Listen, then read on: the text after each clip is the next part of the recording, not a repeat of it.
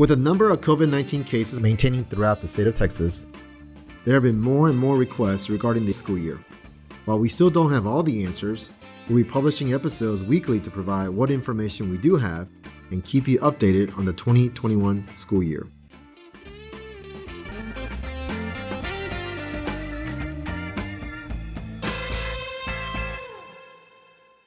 I'm Andrew Kim, Superintendent of Schools for the Comal Independent School District, and joining me today is Allyson Swain, our District Case Manager. So it's somewhat like a contact tracer for us, but we've been calling it Case Manager. So once again, I appreciate you joining me today. Thanks so much.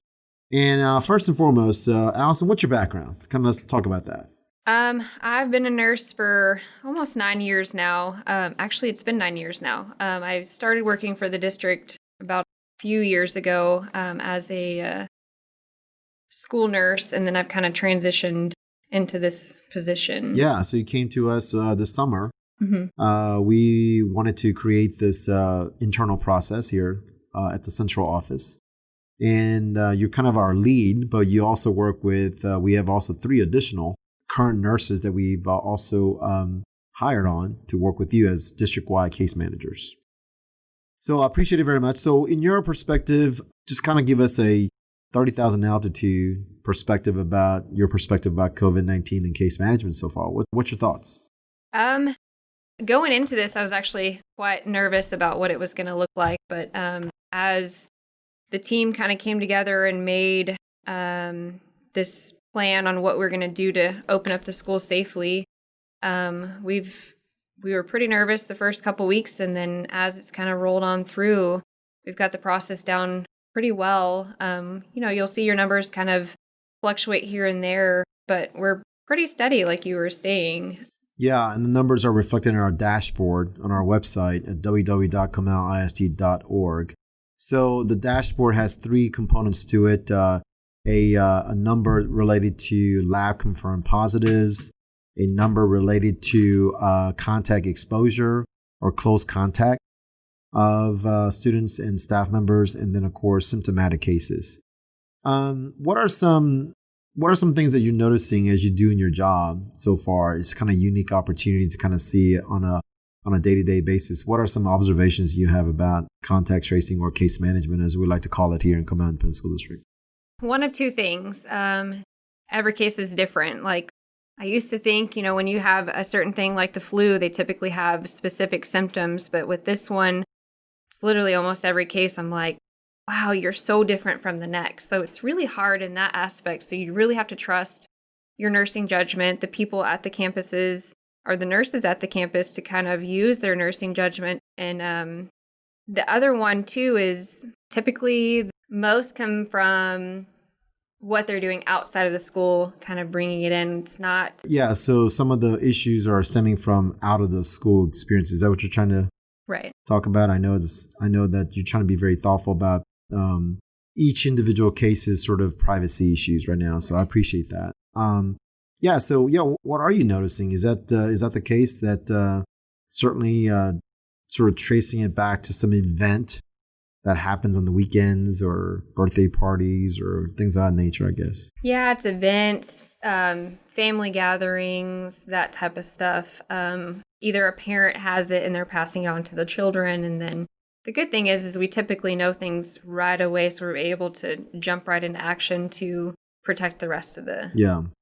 If you could do it all over again, I know we're not finished with this job yet or this work, this process, but if we go back, what are things we could have done more or better that we could keep on doing that going forward? What do you think? Is there some things that rise to that level of some reflection by any chance at this time?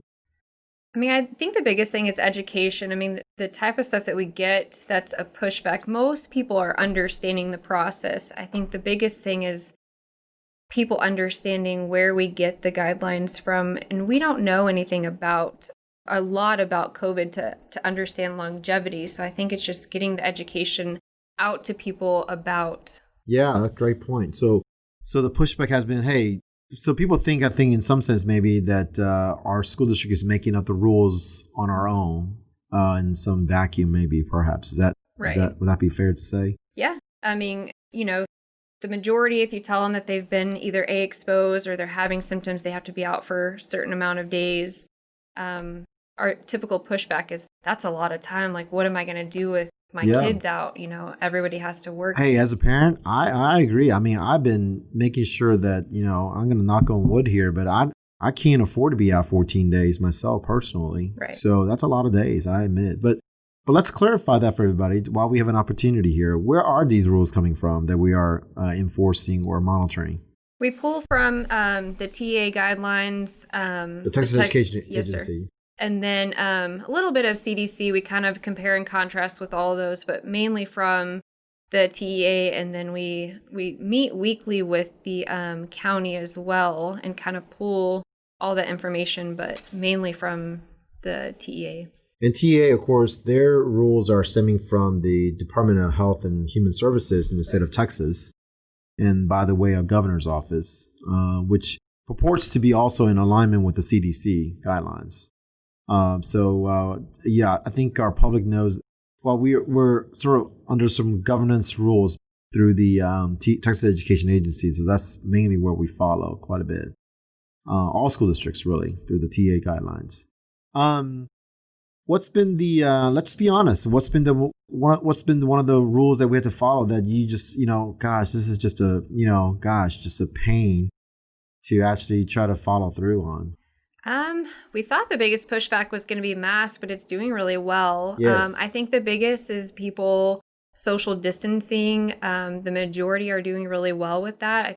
I hear a lot coming back from teachers and staff members just saying that, they thought that there was going to be a huge pushback, especially at elementary level with kids having to wear a mask, but they're doing really well with that. So I was very surprised to actually hear that. Yeah, I'm very appreciative of our parents and our students for really complying with us on that. So it really is, I'm really thankful for that. So, all right. So, one of the things that, if you have a suggestion to listeners, we may have one listener, who knows, but if you have a suggestion right now at this time, and we're about to get into October, first week of October here, what would be a suggestion right now to under the circumstances from a nurse, practitioner, obviously doing the case management? You now have a great deal of ground level experience so far. So what advice would you give parent or mom and dad out there? The biggest thing is just keep doing what you're doing. I think what we're doing is working really well. So just kind of, social distancing, being aware of your surroundings, and just don't take the little scratchy throat for the nice little cold that's probably coming in with the mold that's high right now. But I think it's working. So keep doing what you're doing. Yeah. And certainly if there's any symptoms that are coming up, then just for at least this year, just kind of take the, just over on the precaution side of things. And so that way we can really try to make sure that we can have school on a day-to-day basis. I think we just have to all be mindful of that. I've been talking about sort of this notion of having an individual bubble concept, a family bubble, a team bubble, a grade level bubble, or classroom bubble, where there's got to be some sense of like commitment to the group, to yourself, to say, okay, I'm going to be mindful. I'm going to be thoughtful about what I'm doing, what I'm not doing, where I can spend some time, where I may not want to spend some time. Certainly making sure that I have my protection gear, wash your hands regularly, of course, and so on, and all that good stuff. So I think that's going to be very, very important. And if we do that, and in some sense, I know it's asking a lot, but if we were to do that, we could have school on a day-to-day basis, and then see about doing that better and better each day. All right. Well, listen, I appreciate you joining me today. Thanks for giving us some insights into your work. Appreciate all the work that you're doing with your team. And so we look forward to some additional information. And thanks for also, you're actually responsible for updating the dashboard on a day-to-day basis. Yes, sir. So I appreciate that very much. So thank you so much for joining me today. Thank you for having me. Thank you. And now I have another special guest, our Executive Director for Communications for the Comal Independent School District, Steve Stanford. Steve, let's talk about the information that's going to go out this afternoon or here on September 30th here today. And by the time this podcast goes out, it could be somewhere around early October. But Right now, though, we're going to be sending out a letter to parents.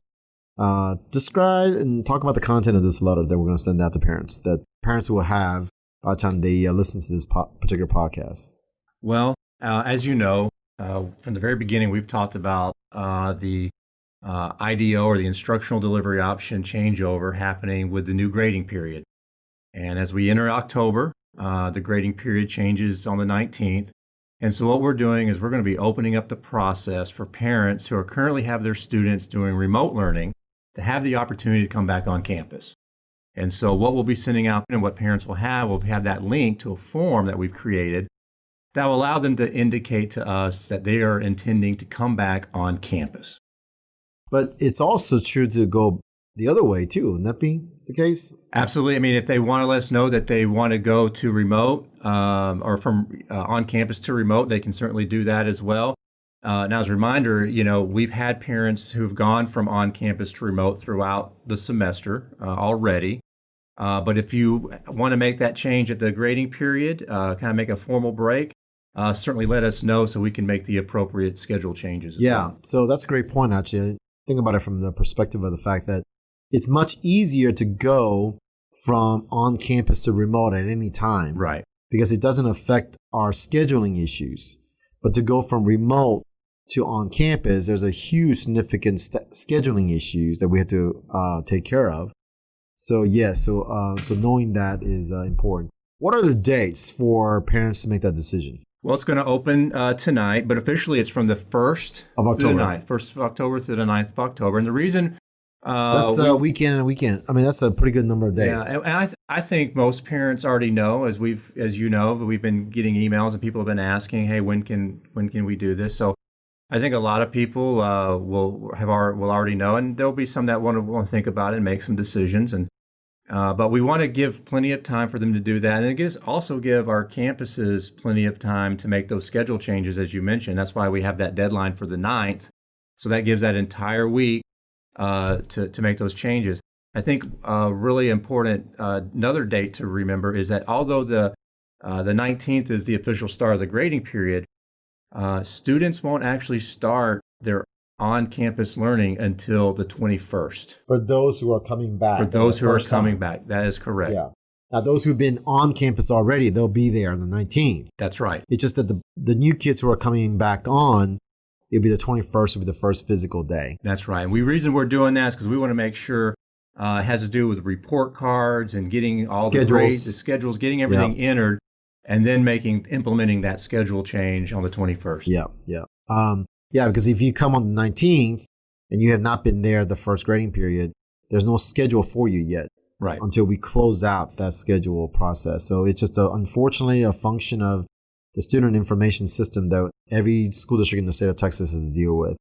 What are we anticipating there, Steve? Because then one of the, I think just a quick question I think all parents will have is that, well, if a lot of kids come back, is that going to be like, are we going to be able to make that work from a social distancing perspective? I mean, that's probably the number one question that's going to come up. What's the thoughts?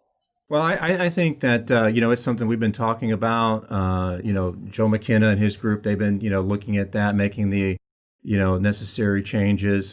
Some of our campuses, we already have nearly 70% of our students and, on campus, and, they've been working that and making that work. I think one of the reasons as you've mentioned in your letter last week, that we're going to be taking the 23rd off is to give our campuses that opportunity to make those adjustments, whether it be to in the classroom, or seating arrangements, in our cafeterias, whether anything that they need to do to your point, to make the adjustments that will allow us to continue with our social distancing and, other type of operational arrangements that we have to continue to operate in a safe manner.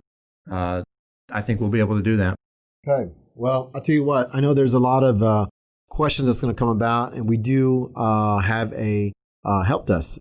Would you mind talking about that then? Absolutely.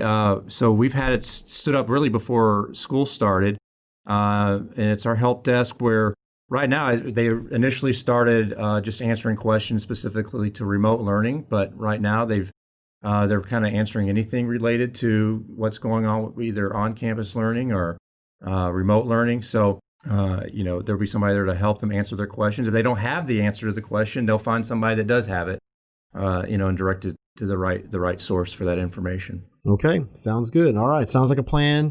I think we're anticipating a lot more kids to come back second grading period, so we'll see.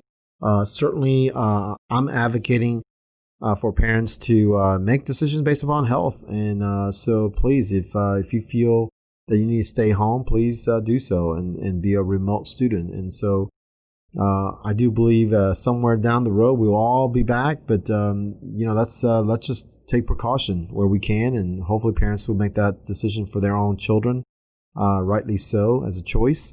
So I hope that will be the case. Well, I appreciate you joining me today, Steve, and of course I want to thank Allyson Swain for joining me today.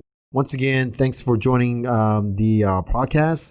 And next time we'll be talking with folks from our school improvement as well as our school finance folks. We would like to talk to you about the tax rate, school finance information. In all of this pandemic world, we still have the day-to-day business to run the school district. So we'll talk a little bit more about that. Thanks for joining me today.